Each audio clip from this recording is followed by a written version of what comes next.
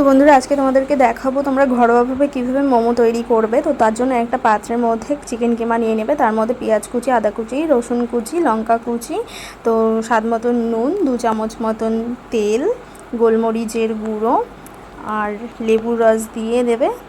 তো তারপরে কিন্তু এটাকে ভালো করে হাতের সাহায্যে মেখে নেবে। তারপরে এখানে আমি 1 চামচ মতন সয়া সসও ব্যবহার করেছি।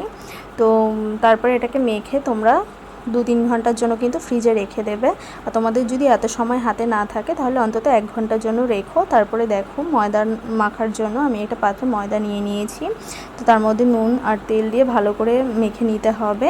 ময়দাটা যাতে ভালো করে এরকম চেপে চেপে মাখবে, আর অল্প জল দিয়ে দিয়ে তোমরা কিন্তু মাখবে, কারণ একবারে পুরো জল নিয়ে নিলে কিন্তু ময়দাটা নরম হয়ে যেতে পারে বেশি।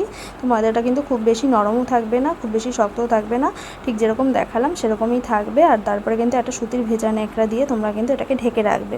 আর বন্ধুরা প্লিজ ভিডিওটা যদি তোমাদের ভালো লাগে অবশ্যই লাইক, কমেন্ট, শেয়ার, আর নতুন বন্ধুরা কিন্তু সাবস্ক্রাইব করে দিও। তারপরে দেখো ময়দাটাকে এভাবে বেলে নিয়ে তারপরে একটা গ্লাস বা বাটির সাহায্যে তোমরাও কিন্তু এরকম লেচি কেটে নিতে পারো। তারপরে দেখো ময়দার লেচির ভেতরে কিন্তু এরকম অল্প পরিমাণেও না, খুব বেশি পরিমাণেও না, মোটামুটি পরিমাণে পুর ভরে নিয়ে এটাকে হাতের সাহায্যে মোমোর মতন আকৃতি করার জন্য এরকম হাতে কুচি কুচি দিয়ে তোমরা মোমোর শেপ বানিয়ে নিতে পারো।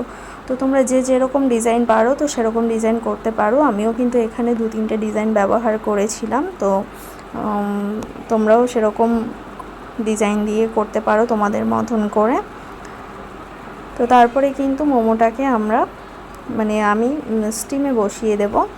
তো তার জন্য গ্যাসে আমি আগে থেকে মোমো কুকার বসিয়ে রেখেছিলাম, তার মধ্যে কিন্তু ব্রাশ দিয়ে আমি তেল লাগিয়ে নিলাম, নয়তো কিন্তু মোমোটা লেগে যেতে পারে। সেই কারণে এবার কিন্তু এক এক করে সমস্ত মোমো আমি এটার মধ্যে দিয়ে দিলাম। তো তারপরে দেখো প্রথম বাটিতে দেওয়ার পরে এবার সেকেন্ড বাটিতে দিচ্ছি। তো তার মধ্যেও আমি তেল মাখিয়ে নিয়েছি। তো এক এক করে সমস্ত মোমোগুলো আমি সাজিয়ে নেব। এরপরে কিন্তু আমি মোমো কুকারটাকে ঢেকে দেব। তো মোমোটা ঢেকে দিলাম। তো এবার স্টিম হয়ে যাওয়ার পরে দেখো খুলেছি। তো এবার আমি একটা চিমটার সাহায্যে এগুলোকে সবকটাকে থালার মধ্যে তুলে নেব। তো দেখো আমার মোমো কিন্তু একটাও কুকারে লাগেনি। তো সব কিন্তু এমনি উঠে যাচ্ছে, যেহেতু তেল মাখানো হয়েছিল। তো এগুলো আমি দেখো এবার বাড়িতে সবাইকে সার্ভ করেছি। তো দেখো এক একজনের রিয়াকশান।